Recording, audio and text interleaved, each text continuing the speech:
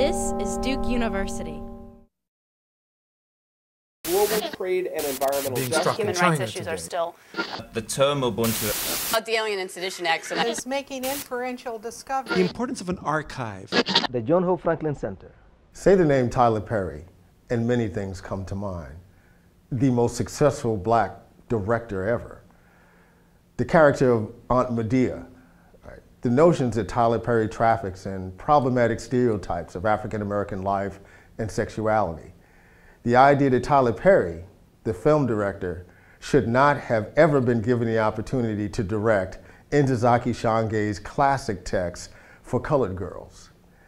This is Left to Black, and today we will discuss Tyler Perry's adaptation of Ntozake Shange's legendary feminist play with Joan Morgan, author of When Chicken Heads Come Home to Roost, and author and filmmaker Sofia Quintero. I'm Mark Anthony Neal, and this is Left to Black.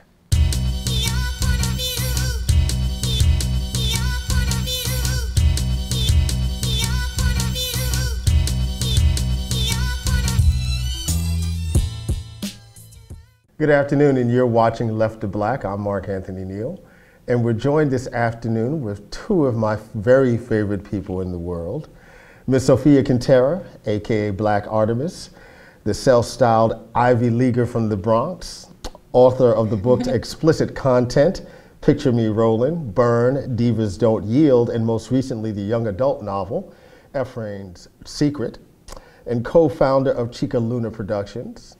And also Ms. Joan Morgan, one of the most important black critical voices of the last 20 years, founding contributor of Vibe magazine, former columnist for the Village Voice, and of course the author of the influential and still very visible When Chicken Heads Come Home to Roost, My Life as a Hip Hop Feminist. How are you doing this afternoon, ladies? We're great. We're awesome. And thanks for being able to come together to join us, because in some ways I wanted to have the energy of you two to talk about a topic that everyone has been talking about for some time, particularly the last 3 or 4 days. Tyler Perry and his adaptation of Ntozake Shange's classic choral poem for colored girls. Let me just start with just your simple reactions when you first heard that Perry was going to do a screen adaptation. I was horrified and possessive and scared because for colored girls who have considered suicide when the rainbow is enough is for women of my generation and probably even 2 generations before that is like rites of passage. It's a major creative artistic hallmark. And I probably would have felt possessive about anyone, but I was a little scared with Tyler Perry. I was angry. Angry. And because when I found out about it, it was right after, it was still in the midst of all the controversy around the adaptation of Push into the film that we know as Precious by Lee Daniels. And so that fed into it. And I also had heard that it was an African-American woman who brought the project to Lionsgate. So, and being a filmmaker and seeing how women of color have a hard time getting opportunities to tell their own stories, it really pissed me off.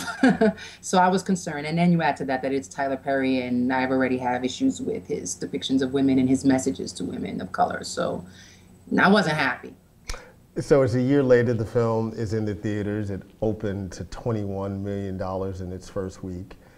And, first weekend. And again, to put that in some sort of context, I mean, it's on some level below Tyler Perry's usual opening standards.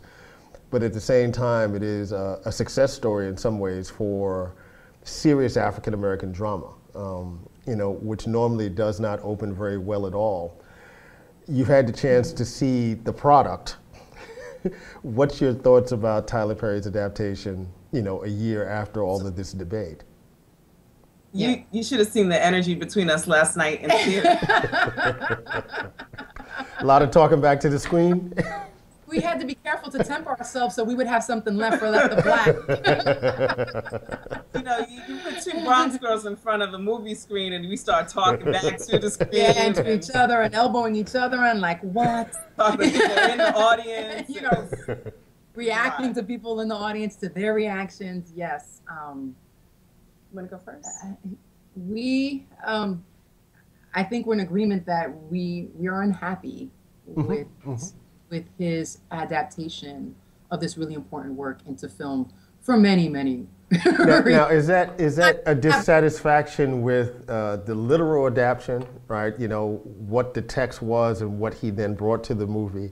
Because one of the things I'm curious about in watching the kind of reactions to the film, you know, there are a generation of readers, or as Joan would suggest, 3 generations of readers who have a relationship with this text. And in some ways, there's no way for that text to have been adapted into a film in ways that was going to satisfy people who were, you know, as Joan just said, very possessive of what that book was and what it meant to them. Well, you know what, let me say that, because I've really had to struggle with that a little bit. And Shange's play had been adapted many times. Part of the reason that younger women have a connection with it is that you perform, it's probably the play that you're most likely to have performed a monologue from. Right. You probably directed it as a student for the first time. So I don't think people go to For Color Girls from those generations with the expectation that it's going to be perfect. Some of us never even saw Zaki. I was too young to see Zaki's version of it on Broadway. So my memories of it, I actually didn't get to see it until I was an adult. And I wrote about that in the introduction of my book and what that meant for me as someone who was now a writer and a woman to be able to see this performed. Would my mother have had a certain feeling about seeing it again? And actually she didn't. She enjoyed it the second time. So I think it's always had room for interpretation. Okay. What I wrote on my Facebook status is that I'm a colored girl for whom sometimes best intentions are not good enough. I want to say with Tyler Perry that I don't think that this would have been an easy project to adapt to film for anyone. It's a Poirier poem, and its strength is as a theater piece and in the sparsity of it. Right. So artistically, there are definitely some challenges there. And I'm not one of those people who has like a general overall problem with like Tyler Perry's films. I think they work. Some people really enjoy his films, and that's fine. But I will say that he is he's heavy-handed. He has very little capacity for nuance. And this is a film that really required that. It required someone who doesn't have to work so firmly rooted in the literal in order for this adaptation to work. And I just think that was like a fail. The performances were stellar. His actresses definitely carried a lot of the weight. But as far as just him as a director, take all the politics out of it, just that did not work for me. And as a screenwriter, not only as a director, but as a screenwriter, I mean, his choices are extremely problematic and actually really dilute the power of the original material. I was rereading the play before watching the film, and one thing that I noticed that just really upset me once I saw the film was the way he reassigned certain poems to different characters. So, and the effect that had was to turn, even in the original, even on the page, even with the economy of the poetry, those are real characters. They're very well formed and multidimensional, but by reassigning certain poems to different characters, the effect was to turn many of those characters into caricatures. And so that was one issue that I had with him as a screenwriter. It's like, if you had allowed the lady in red to talk about the laying on of hands, for example, instead of handing it to the lady in orange, what you did was you made them oversimplistic. And if you had allowed them to have their original speeches, then you would have allowed those characters to have their complexity and their multiple dimensions. So that was one of the issues that I had with some of his choices as a screenwriter in the way that he adapted this material. You're watching Left to Black. I'm Mark Anthony Neal. We're here with Sofia Quintero and Joan Morgan, talking about Tyler Perry's brand new screen adaptation of Ntozake Shange's For Colored Girls. It goes without saying that if this was a film in which that we were concerned with the quality of the end result, that we probably could have named 8, 10 other directors that would have been better suited to make this film. And 8 of them could have been women. We've heard the name Julie Dash. It's come up, quite often in this conversation. Someone like Darnell Martin, Cassie Lemons, as just a few names that we could throw out there. But clearly, if you're Ntozake Shange and you're Lionsgate, your end concern is not the quality of the film. It's how do you translate this 35-year plus classic piece of African-American literature, African-American feminist literature, to the broadest audience possible. In that negotiation, there's obviously something lost, but is there something to recover in that negotiation? There's an argument to be said that more people now will consume or hear Ntozake Shange's words because they've watched this Tyler Perry film than they would have had Tyler Perry not done the production. I don't know how true that is. I don't know how, that was certainly the case for me. I heard the album before I saw I could get my hands and be allowed to read the book. Because again, I was fairly young and this was not appropriate content. But for some reason, I was able to listen to an album version at someone's house. And then I think I read the book, maybe I was like 12 the first time I read the book. And so, but you're also talking about 77, 79? Right. So our choices in terms of media and how we feel satisfied are very different now. Absolutely. So I don't know necessarily that that an audience that's reading this now, that this doesn't become the definitive version and that it would make you want to go back. I can't say that it absolutely would not, but I think it goes counter to how we consume information now. I get that, and that makes sense. But do you think a Cassie Lemons or Julie Dash opens this film with $21 million?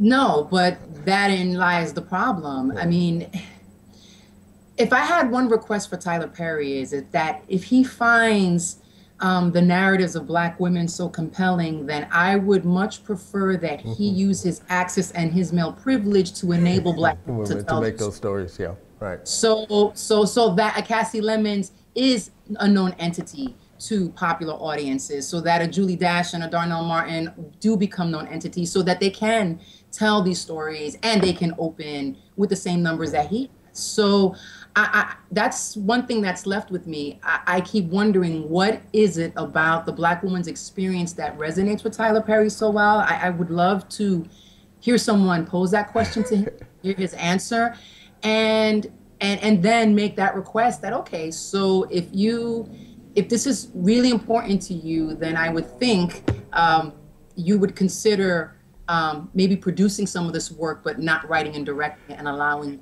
giving Black women opportunities to work with this material. Because that's feminism. Exactly. That's Black male feminism. I mean, again, when we look at some of his choices in the film, it's very clear. I think his agenda is so transparent. I think that's where some of the heavy-handedness comes in, and it's not a Black feminist agenda. It's a very ultra-conservative agenda. And we talk about how you translate a piece like this so that it resonates across current audiences. Well, one thing that Joan and I really reeled about was okay, so you have the lady in purple having a sexual awakening, and then you tack on the story of the back alley abortion to that story. My understanding is in the play, that's not the same character that goes through that. I'm not really sure. I could be wrong about that. But the point is, we talked about, okay, you've set the story now to make it more contemporary. You've set the story now in modern day Harlem. There's a Planned Parenthood there. ads on Subway. Right. So that was one adaptation choice that was really, really problematic. And then my understanding, again, I was rereading the play, and Ntozake had added a poem about AIDS because of how that has become an issue among Black women over time. But that poem didn't make it into this film. And in fact, I feel just the way he deals with reproductive choices and consequences was really irresponsible. I mean, to have Loretta Devine's character tell Janet Jackson's character, well, you know, AIDS is not the death sentence that it used to be. That's only true for certain women, and I don't know how true that is for Black women, even maybe Black women and with white money. males, right, that's... You know, so I just felt that the way he chose to deal with that was extremely problematic and downright irresponsible. So let's get a little psychoanalytic for a moment, and not to have to climb into Tyler Perry's head, because nobody really wants to do that. There's an argument to be made that when we deal with how he deals with Black women, that he's not really dealing with Black women at all. You know, that perhaps he's dealing with himself. Well, and I just wondered to what extent, you know, particularly now that he has begun to spin out narratives about his own physical and sexual abuse, rape, when he was younger, if he's basically used Black women's narratives as a stand-in to attempt to get at some aspect of his own personal trauma, you know, and abuse in his own life. Well, let me say this. I mean, I think it's certainly a plausible theory, but I will say the things that are the things that disturb me about that, because I think artists have a right to work through trauma, is depending on where you are in your process, how you shortchange the story. So in something like For Color Girls, I spent a good 2.5 decades of my life wanting to be the lady in orange. I wanted to be her. I wanted to be able to walk down the street like that, a deliberate coquette, because Zaki's work deals with trauma, but it deals with desire, it deals with sensuality, it deals with nuance, it deals with joy, it deals with hope. Tandy Newton was just a hoochie. There was nothing aspirational in wanting to be that particular depiction of a lady in orange, because that's all his trauma could allow her to see her as. And so this really is not his maleness for me. This is really about where he is in terms of processing his trauma and being able to tell this story. I think when you have a work like For Color Girls, the reason that it's written is to show that we're greater and we're more than our pain, that Black women are more than the cumulative sum of pain. And when you left the theater, you felt like we were physically very beautiful, except for like the really bad wigs and hair weaves. Like, we didn't really, but that again, our main focus was our trauma and our ability to negotiate that, and we need richer stories in that, especially when it was our story to start. Yeah, Tandy Newton's character had no real arc, and she was a caricature, and I think part of that was not only in the way her performance was directed and her choices as an actress, but I also think, again, in how he reassigned some of the poems. Some of the poems that her character tells in the original, she doesn't say in this movie, and some of her poems have been reassigned to other characters that would have given her character more depth and complexity, and made her seem like a person rather than just this stereotype of the unapologetic, wounded, girl, hoochie girl in the hood. And so that was. Every single character that experiences pleasure on some level pays for it in that movie. Mm-hmm.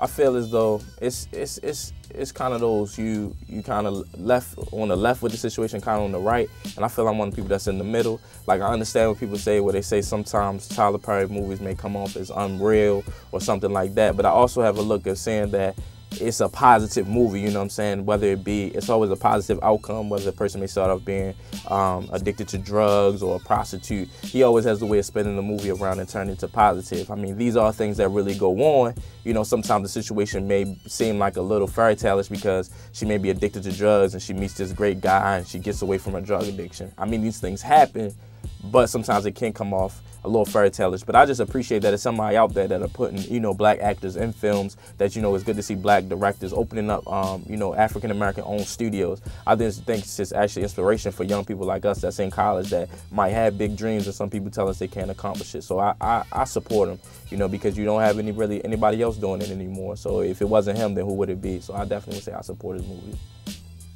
Personally, I like Tyler Perry films. The majority of the ones that I've seen were really good. They've had excellent plots. The characters have been great. There's a lot of crying, but sometimes you just need those emotions brought out of you. So I can really understand. Sometimes I can even agree with some of his plots, some of his storylines. The actors, the actresses, they're all great. Well, me personally, I don't really. Well, they have a good message, but I really don't like Tyler Perry all that much, because to me it's like he built his whole career on like dressing like a female. You don't have to dress up like a woman to be funny. I know other comedians have done it or other people have done it, but they haven't made a whole career out of it.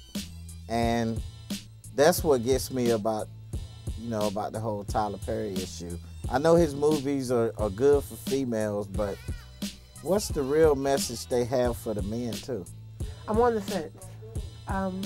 For the most part, I see where he's trying to go with black film, but at the same time, I think he had the same theme of bashing the black man, along with, you know, all black women are downtrodden and hurt, and, you know, we need a man to come save us. And I don't think he really adds to the richness of our culture. Like, for example, for Colored Girls, that was just saying that we all get raped, maimed, the man leaves us, gives us some type of communicable disease, and leaves, and I just didn't appreciate it. That's what I think about it. You're watching Left of Black. I'm Mark Anthony Neal. We're here with Joan Morgan and Sofia Quintero talking about Tyler Perry's adaptation of Ntozake Shange's For Colored Girls. I want to stay with Tyler Perry in the film for a moment, but change the focus a little bit. You know, we're in a wonderful era at this moment in that, you know, we're now having very rich conversations, rich discourse, places like Facebook and Twitter about this movie. But if you look in terms of what's happening and what the conversation is in mainstream culture, you're not hearing a pushback against the film around its anti-feminist, even misogynistic messages, but what you're hearing are a chorus of black men complaining that, you know, this is kind of a last straw for them, right? This is the next latest film that simply depicts solely black men as evil and unredeemable, and that is the narrative. And we've talked about this before, obviously, just a year ago with Lee Daniels' adaptation of Push with the film Precious and folks like Ishmael Reed. What do you make of, and how do you speak back to this desire and willingness to really displace women's narratives in a film that's about women and solely focus conversation on the imagery and reproduction of imagery of black men? I think it was a poor choice on Tyler Perry's part to put the men in the film in the first place. They're not in the play, and right. Not in the play for precisely this reason. Then you add a layering on of it where the characters are not experiencing joy, are not able to really focus on the monologues that talk about just sheer love and pleasure and love for black men. I understand why black men watching this film would be upset because, again, I don't know what particular issue he has with brothers and with, you know, related to his trauma, but they weren't even supposed to be there. So if you put them there and then you layer on all these other kind of very flat, stripped away, caricaturist depictions of black women's trauma and the way black women experience black men, it's a bit of a mess. It's a bit of a mess. And again, if you go back to the source material, you know, there's the few male voices or characters that you see in the material, there's a range there as well. There are, you know, the Toussaint L'Ouverture poem, that, you know, that's nowhere in the film, but it is in the original source material. So all this does is just kind of made a very difficult situation in terms of the conversation between Black men and Black women worse. It hasn't added to that. I think what it's done is just continue this notion that Black women are the problem, that whatever issues are going on between Black men and Black women, it's Black women who have to take it on, it's our responsibility, it's our fault that there's a lot of woundedness between the two sexes. And I think that this film, because of the way it deals with Black men, because of the way it chose to put them in there, and the way it chose to put them in there, actually perpetuates that. It doesn't, you know, at the same time while it's trying to preach to Black women, again, it's your fault. This is how you need to be different. This is how you need to change in order for this to get better. Between you want your relationships with Black men to change. This is what you need to change. I feel like that is an ongoing message in a lot of his films, and this film is no different, even though he adapted a source that was a lot more complex in terms of the way it dealt with relationships between Black men and Black women. I think there's complexity there that just didn't translate at all, and I don't know if that was a complexity that he wanted to deal with in the first place. Anything redeemable in this film? You know, is there one point of the film that you can talk about that you think he might have got it right or close to got it right? I think some of the performances were absolutely stellar. I mean, I would have seen this film anyway, because just the opportunity to see that cast together together was amazing to me. Anika Noni Rose is a delight. Loretta Devine has probably done this play a number of times. And again, I think her monologues were also the strongest, not just a strength to her as an actress, but because they were messed with. You know, she was delivering stuff pretty much exactly the way that it was written. So I think that there are moments that work, you know, in terms of when we see this a lot in Black film, where the acting talent way surpasses the direction and the writing, and that's an unfortunate imbalance. Well, let's talk a moment. Let's talk a moment though about the acting talent that was dead weight, and specifically. She wants to get. I just want to get one, because I want to make one. Okay. Like one scene that really worked for me, that moved me, was the scene where Phylicia Rashad as the lady in brown mothers the lady in orange and tells her, you know, I was you, and I understand what is it you, and I felt like, and I remember turning to Joan and saying, like, that's how you do it. That's how you do it. So that was one of those moments that was you know, it was worth the price of the ticket to see that for me. So what do we do with Miss Jackson, who throughout the film I couldn't help but think of her as performing in drag? I mean, that's just the thing that I was left. I mean, part of it was that uncanny and really eerie resemblance to Michael, but also the way that she was styled throughout the movie as someone who was hard, you know, in a literal sense. I found her very cold and very asexual, and it's very difficult for me to see. I've seen Janet in other things, and I've seen Janet in Tyler Perry's other work, and it's just very hard. It's very hard for me to forget that I'm watching Janet Jackson. And that's part of it. And with this one, I mean, even the very first time we see her, she has like on that leather dominatrix type outfit, and I'm not knocking that for folks who that's their thing, but I think to introduce her that way, you know, sets the audience up. It sets a tone that you just can't revert from, and then to have her character turn out the way she does, you know, with HIV, and married to this man who's on the down low. It's. You couldn't help but draw the conclusion that he was on the down low because she was emasculating, because of the way that Tyler Perry set that up. And again, you know, it really didn't have, that's a really powerful, Sorry is a really powerful monologue. But the apology is not supposed to be about one particular betrayal. It's about hearing, I'm sorry, over and over and over again. in various and different capacities. So I kind of think that Janet was also straitjacketed because you put her in this very confined relationship with this other male character, which that moment of, you know, him coming out was just bizarre. Bizarre to me. Yeah, the whole way it was handled was just I didn't get. It didn't work for me, and you know, it's like, yeah, she's being, you know, she's the worst caricature in the movie. She's the most of all the characters, that is the most like a caricature. We've seen that character before, that unfeeling, driven career woman. It was kind of like Anna Wintour in blackface, and the Devil Wears Prada type thing in blackface. And it's almost, and that she has to have this, you know, when she's judging her, the woman who works for her, and she worked for me for 8 years and I never knew that she was being abused. That's how self-absorbed I am, and I hate coming to this neighborhood.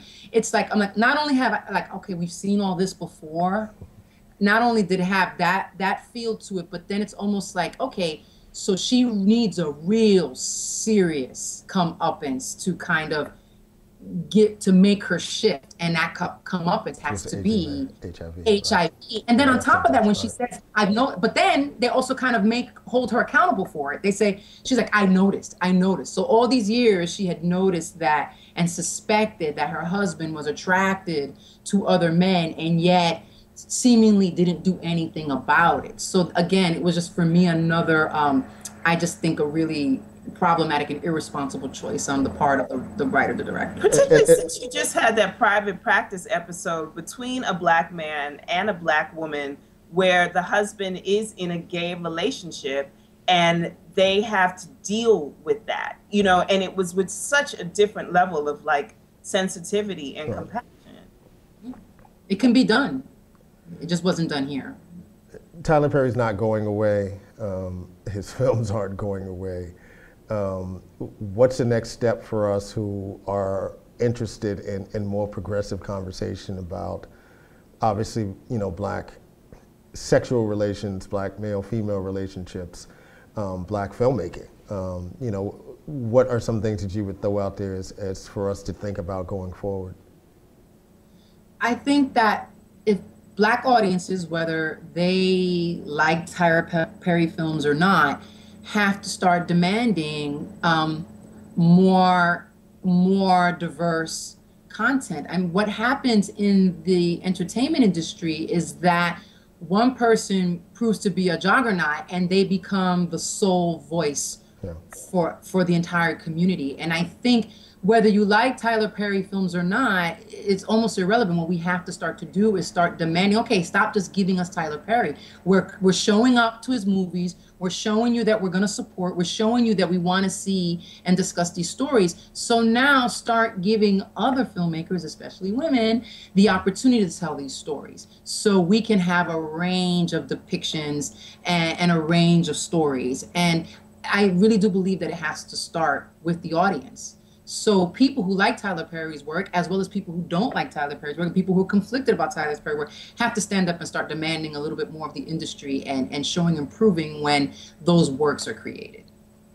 I agree. And what I don't want to get lost in all of this, because I think this really does become too much about like Tyler Perry and his film and his genre. And, you know, like I said, I tend to not really have as many problems with Tyler Perry making the films that he does as like other people do. I think some of them really don't work as films, and some of them work really well for what he wants to do.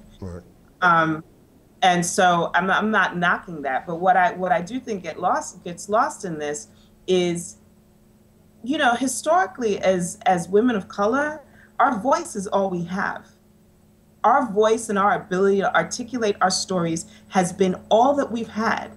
I mean, go back to Phyllis Wheatley, you know, a slave woman, her ability to read and to write poetry at times is all we have. When you take that from us, when you don't pull us through doors that your male privilege allows you to walk through, you are shutting us down in ways that not only is bad for one generation of like filmmakers, but Ntozake Shange's work inspired me to write. So I don't know that a young person, back to your first question, goes to this particular adaptation of For Color Girls and says, wow, I want to be a woman who writes. I want to be a woman who tells our stories. And I think that for that to be lost is tragic. And like you said, Mark, you know, Tyler Perry's not going anywhere, and I'm not even advocating that he should go anywhere. What I would invite him to do is to not only support other voices, to use his powerful influence to support other voices, but also to really encourage him to tell his own story. Yeah, well, because I think that could add to that. That is where I totally see him adding value to these kinds of conversations instead of using taking Black narratives and packaging them from his perspective and selling our stories back to us. I think he could be really, really helpful and add a lot of value if he took a step back and spoke his own truth and not what he believes that Black women's truths are. I would love to see him do that. That is the movie I would go see. And let me ask this question as a way, you know, to kind of end our conversation about Tyler Perry for a moment. You know, do you think that him having to deal with this text, in Ntozake Shange's words, you know, do you think it will have an impact on him going forward?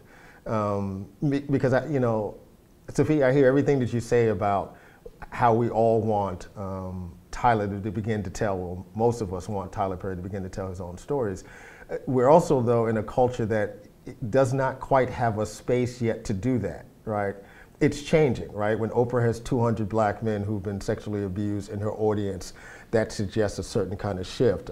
When a pro football player like Lavernius Coles comes out and tells that narrative, when there's a potential for an R. Kelly to come out and talk about that particular narrative, when Perry himself comes out and shares some of that narrative, do you think that the culture, and by this I mean, you know, our Black culture specifically, do you think there is a space that will lovingly respond to those kinds of narratives at this point? I do. And I think the people who are going to be leading that space are going to be Black women. Exactly. Exactly. And that's where the alliance comes in. That's where the allegiance comes in. And that's where I want to support Tyler Perry. Exactly. Yeah, it's nice. Mark Anthony Neal, you're watching Left of Black. We're here with Sofia Quintero and Joan Morgan talking about, I'm about to say R. Kelly, talking about Tyler Perry and his adaptation of Ntozake Shange's For Colored Girls. I'd like to shift real quickly, you know, while I still have you. Both of you are part of, the three of us, let's say, you know, we're all from the Bronx. Growing up in different spaces, you know, the folks who we grew up with when we were younger, both the adults and some of our peers, might read us as overachievers. And I read an interview that you did, Sophia, in support of your most recent book, your first young adult novel, Ephraim's Dream. And you talk about, you know, one of the inspirations for you as you were thinking through the book was the case of Edmund Perry.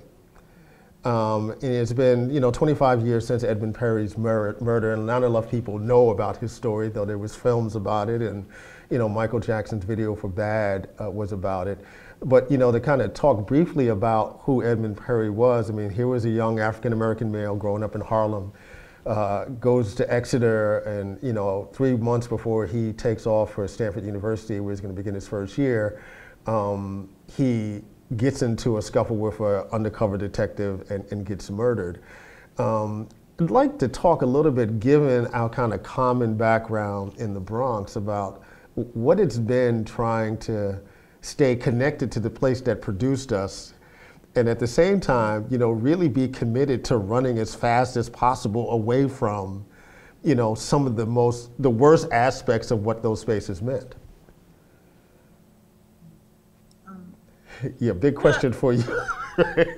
You know, it's really funny, Mark, but I've always wanted to ask you this. I know that, you know, I write sometimes that I think people who grew up in the South Bronx in that time of like the 70s and the 80s really do suffer from certain kinds of post-traumatic stress disorder. Yeah. You know, there's a lot of survivor guilt. Yeah. There's I've always wanted to ask you, like, if you ever dream about our old building. Like, I have dreams about our old building and our old neighborhood, and it's always like renovated, or I'm coming back to fix it and it's really nice now, and it's not anything like how we grew up in it. But I have that dream, not often, but it's a recurring one. I've had it for like most of my life, and I've talked to other people from the neighborhood who've left, who have that also. You know, I think that I always say that if, like, you know, what would be interesting is not the same thing. The Bronx is not the same Bronx now. Like, I could technically move back to the Bronx now.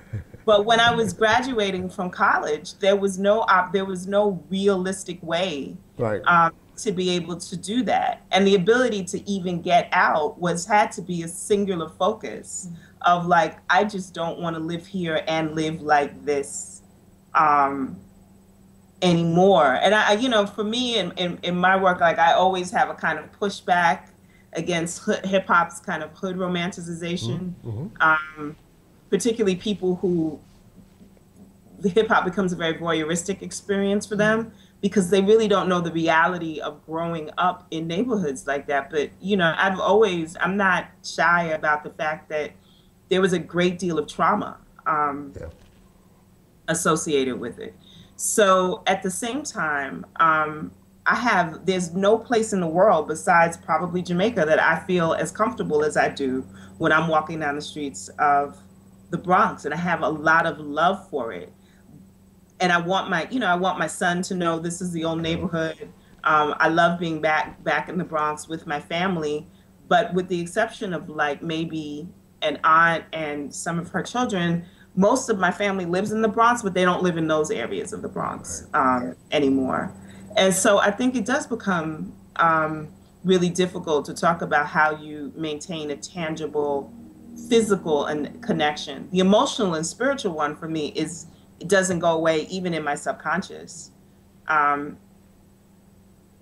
It certainly is why, you know, it taught me how to fight. I fight a lot. And I could definitely from that particular experience more than anything else. But yeah, it's a mixed bag. That's so interesting to hear you share that about the dreams, because I too have recurring dreams about going back to my old building. I live in Soundview, but I didn't move there till I was 8. So I was in Crotona, which was more of like the Bronx's burning Bronx. Right. And no, you still had a park. Yeah. Well, this is what people don't realize. People, you know, the Bronx has this myth, still has this, as much as it's changing, it still has this myth of the urban jungle. And meanwhile, of all the boroughs, it has the most parks. Right. Yeah, it's like, just like Brooklyn is the borough of churches, the Bronx is the borough of parks. And it's fine when I tell them that. But I too have dreams about going back to my old building, and when I go back to my old building, it's the same and it's empty, or it's actually worse. Like it's my old tenement, it's actually abandoned. The biggest challenge that I have experienced, because I never lived anywhere else but the Bronx, because even when I went to college and I went to college, Columbia, it's Harlem. You know, home is a short train ride away, and the biggest challenge that I have had, especially when I'm talking about Ephraim's Secret and the kind of characters that I'm depicting in that book, and even in my other work, is this notion of how people define, or we need more positive images. We need more positive images. And then when I push people to deconstruct what they mean by positive, it automatically becomes a suburban, middle, upper class educated image. And I said, well, you know, if that's the way you're defining positive, if you're being real and you unpack what you mean by positive, that would erase a lot of people in the Bronx who are not part of that, of the way the Bronx is mythologically depicted. And I would include all of our families in that. You know, so I said, if folks who say we need more positive images had their way, I think all our families would be erased from that narrative. And so that's where that's one of the reasons that inspired me to write Ephraim's Secret, because I wanted to kind of complicate people's ideas about who are the kinds of people that live in neighborhoods like ours, and the assumptions that they make about that the people who automatically stay are automatically negative.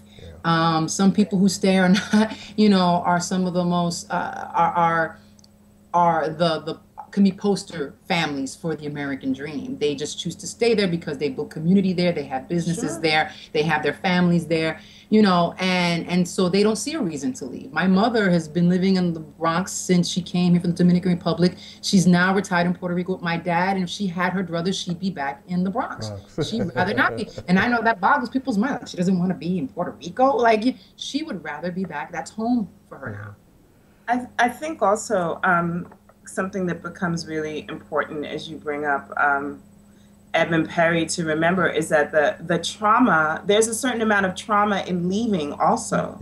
You know, I think that that kind of cultural schizophrenia, the process of having to kind of live double lives and go back from like one neighborhood to, you know, I mean, I was in another part of the Bronx for school, but I was in Riverdale, which doesn't call itself the Bronx. Right. And I was at Fieldston, which, you know, strip away the Upper East Sideness of it and the nastiness, make it a tad bit more progressive. And you've got, you know, that was, you know, like, I get Gossip Girl. I watch that religiously because that's part of, like, my experience. And so I think that negotiation, when I went back to teach it at Fieldston, one of the things that I really tried to make them understand in terms of diversity is that not every kid is cut out. Like, our parents were basically like, oh, you got a scholarship to private school, you better go. There's no conversation of what kind of private school is best. What kind of experience that's going to be, right? You know, all of those kind of negotiations that go on with white kids, like, it's like, oh, it's a shot, you better do it. And it's really a bit of a, you know, it'll blow your mind. And without the proper, and you don't have anyone to go back to, it's not like your parents know what it's like to be in that environment day in, day out. I think our kids would probably have a much less difficult time negotiating that. But our parents couldn't really give us that support. You know, what to do with the elitism, what to do with the difference, what to do with the difference just in, like, culture, and also real challenges to your intelligence. And just something I want to say to what Sofia just said about depictions of people who live in our neighborhoods. I notice it a lot in school, now that I'm back in school, even in scholarship, who gets discussed as the African-American opinion on such and such and such. It gets recorded in scholarship, it gets recorded in cultural criticism, is the voices of the critics who either through education or through finances or through other kinds of positionings are elites. And there's this assumption about all the other Black folk. Right. Like, I'm reading right now about, like, Bernard Getz on the subway platform and what the uniform African-American experience was to that shooting. And what my response was, y'all didn't talk to anybody that lived in my neighborhood. Right. Because Troy Canty lived in my neighborhood. Right. He was in my class for elementary school. Right. And although he and I didn't have any beef, the boy was a terror. He was an absolute terror. And when you talk to people from the neighborhood about him getting shot, the response was he was going to get shot eventually. Right. So what happens when you start to build these discourses exempting the voice of the people who are actually experiencing this trauma, right? This trauma. Yeah. We're on Left of Black. I'm Mark Anthony Neal. We're here with Sofia Quintero and Joan Morgan. And I got just one last question for you, something that we haven't done in a few episodes. We all grew up in New York, used to go to Tower Records. They had their little magazine, and in the back they had something called Desert Island Disc. You are stranded someplace, and you have access to just one song that you can listen to regularly on your iPod. What is it? You should have warned us. That would take away from the surprise. I know. Bob Marley, Is This Love? Is This Love? Nice. I wanna love you. Yeah. I would have to say something from Cree Summer's album. Wow. Wouldn't expect it. you was hip hop. Something from Cree Summers out. It would be a song from Cree Summers' Street Fairy album. But which one? Probably Deliciously Down. Okay, so this is a quirky black girl thing. That's what this is, right? The quirky black girl thing. I'm Mark Anthony Neal. You've been watching Left to Black. We've been joined. Oh, what's my choice? What's my choice? Well, if you have to ask me right now, it's Pete Rock and CL Smooth. They reminisce over you. Yeah, that's a good one. Okay. Hopefully we can all be on neighboring desert islands. Right? So we could swap. I'm Mark Anthony Neal. You've been watching Left to Black, and I've been joined by my lovely fellow Bronx chicas. Sofia Quintero, a.k.a. Black Artemis, author of explicit content, Put Me Rollin', Burn, Divas Don't Yield, and the brand new Efren's Secret. And Joan Morgan, well known for her work at Vibe magazine and The Village Voice, and of course her classic text, When Chicken Heads Come Home to Roost, My Life as a Hip Hop Feminist. Sofia and Joan, thank you for joining us this afternoon. Thank you for having us. It was fun.